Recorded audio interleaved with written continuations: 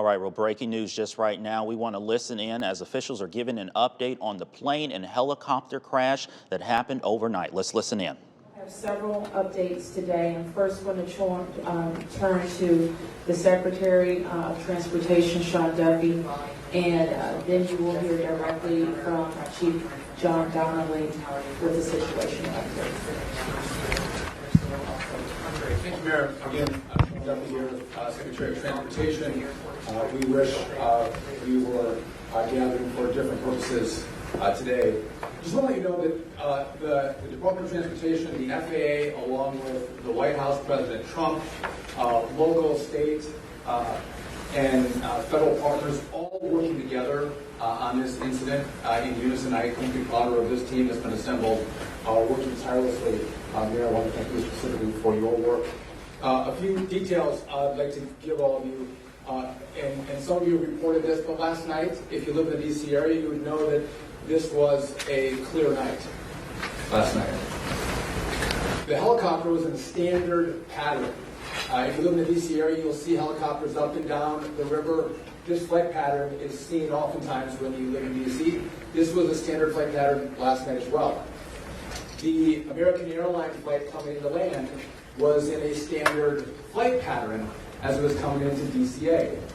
So this was not unusual with a military aircraft flying the river and aircraft landing at DCA. And again, if you live in the area, you will see that frequently with those two aircraft working together.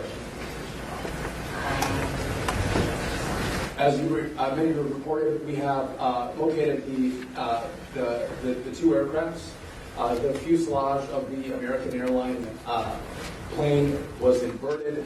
It's been located in 3 different sections.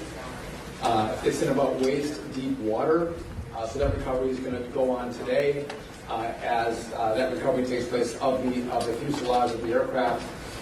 NTSB is going to start to analyze that aircraft, partner with the FAA with all the information we have to get the best results possible for the American people. I would just say that safety is our expectation.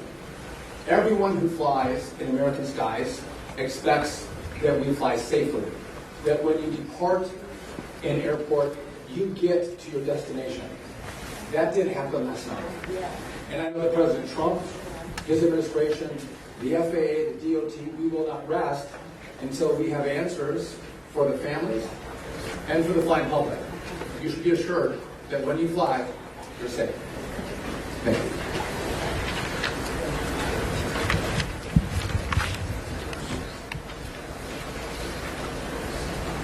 Thank you, Secretary. Thank you, Mayor. I'm joined today with Fire Chief Bonnet from the Metropolitan Washington Airports Authority, and I'm John Donnelly, Chief of the Columbia Fire and EMS Department.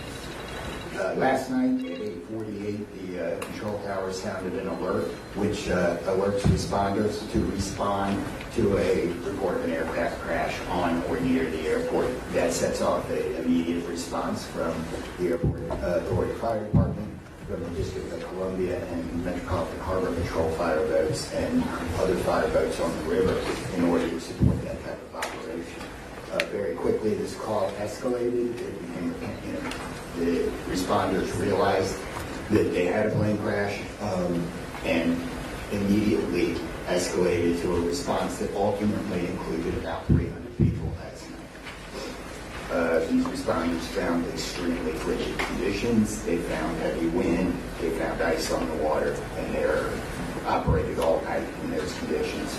I'd like to take a moment to acknowledge the agencies that responded in addition to DC Fire and EMS and Metropolitan Washington Airports Authority, Montgomery County Fire Department, the Prince George's County Fire Department, the Charles County Fire Department, the Baltimore County Police Department, the Anne Arundel County Fire Department, the Alexandria Fire Department, the Arlington County Fire Department, the Fairfax Fire Department, the Prince William Fire Department, the Baltimore City Police Department, the Maryland State Police, the Maryland Natural Resources Police, the Department of Defense, the Joint Base in Bowling Fire Department, and the staff there, the U.S. Army, the U.S. Coast Guard, the United States Park Police, the Metropolitan Police Department, the FBI, and the NTSB.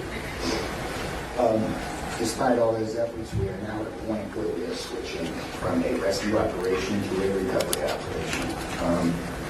At this point, we don't believe there are any survivors from this accident. And we have recovered 27 people from the plane and 1 from the helicopter. The District Office of the Medical Examiner has a lead on reuniting these bodies and these people with their loved ones, and we will continue to work to find all the bodies and collect them and reunite them with their loved ones. We should also acknowledge that the Virginia Medical Examiner and the Army Medical Examiner are involved in this operation and a very important part of getting people identified. All right, you have been listening to officials giving an update on the plane and helicopter crash overnight. One of the big points we just heard there, this has now been turned into a recovery operation from a rescue operation. And we also know that officials were saying that the weather was clear, so that was not a major part that was also being played. They said that the flight path was very standard. This was very not unusual for these aircrafts, and they both have been located. But we do know right now it has been turned to a recovery operation. This is a story we're going to continue to follow. This newscast on air and online, WQAD.com.